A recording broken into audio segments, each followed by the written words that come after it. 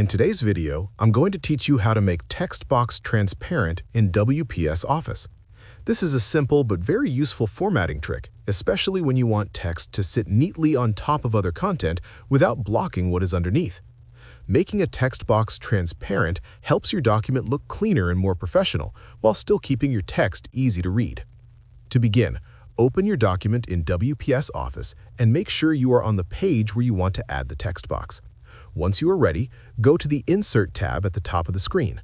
Click the Insert tab, then select the option for Text Box.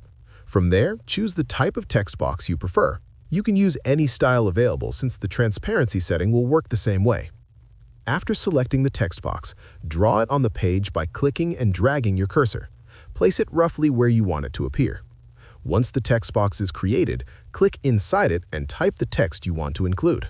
At this point, the text box will still have a visible background color, which can cover the content behind it. To make the text box transparent, click on the edge of the text box so that it is fully selected. This step is important because the formatting options will only appear when the text box itself is selected and not just the text inside it. With the text box selected, look for the Shape Fill option. Click on Shape Fill to open the color choices. Instead of choosing a color, select the option that says No Color. Choosing No Color removes the background fill completely.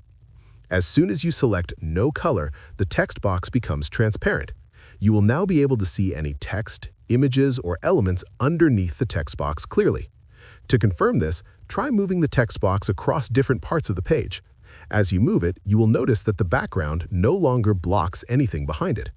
This transparent text box is especially helpful when placing labels, captions, or notes on top of images or layered content.